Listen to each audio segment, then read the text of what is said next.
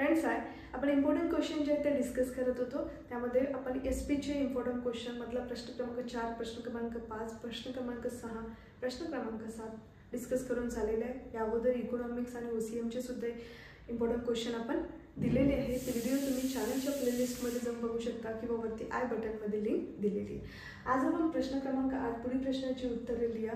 बघणारा 2 पैकी 1 तुम्हाला सोडवायचा 8 मार्क्स करता हा क्वेश्चन राहणार आहे।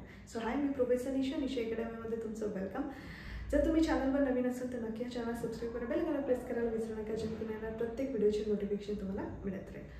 याची पीडीएफ मी माझ्या निशा अकॅडमी या टेलिग्राम चॅनलवर तुम्हाला प्रोव्हाइड करेल। तिथून तुम्ही डाउनलोड करू शकता किंवा याचा स्क्रीनशॉट सुद्धा घेऊ शकता। बघा कोणते क्वेश्चन जे आहे ते येऊ शकतात। प्रश्न क्रमांक 8 मध्ये अग्रहक भागांची व्याख्या लिहा। अग्रहक भागांचे विविध प्रकार स्पष्ट करा। कर्जरोखे म्हणजेच काय, कर्जरोख्याची वैशिष्ट्ये लिहा। कर्जरोख्याची व्याख्या द्या व कर्जरोख्याचे विविध प्रकार स्पष्ट करा। भागधारकांना भागवाटपासंबंधीच्या पत्राचे प्रारूप तयार करा। भांडवलाचे वर्गीकरण स्पष्ट करा।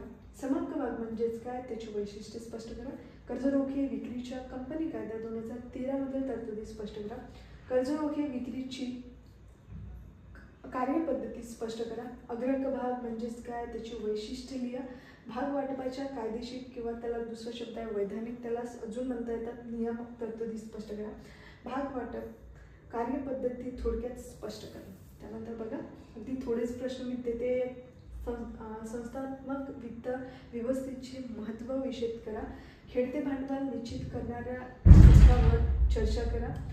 ठेवी नियंत्रित करण्यासाठी प्रसिद्ध कराव्या लागणाऱ्या परिपत्रक किंवा जाहिराती संबंधी तरतुदी स्पष्ट करा। सो अशा पद्धतीने क्वेश्चन नंबर 8 जो आहे आपला डिस्कस करून झालेला आहे। अशा पद्धतीने आपण एसपी, ओसी आणि इकॉनॉमिक्सचे इम्पॉर्टंट क्वेश्चन जे आहेत ते डिस्कस केले। आता आपण आपल्या रेग्युलर लेक्चरला सुरुवात करणार आहोत। सो व्हिडिओ जो आहे तो नक्की तुमच्या मित्रांनाही शेअर करायला विसरू नका, जेणेकरून त्यांना सुद्धा त्यांच्या अभ्यासात मदत मिळेल।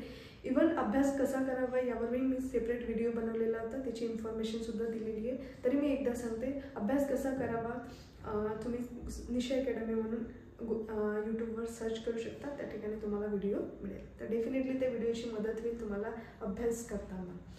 काही डाऊट असेल तर नक्की मला कमेंट बॉक्समध्ये कमेंट करायला विसरू नका।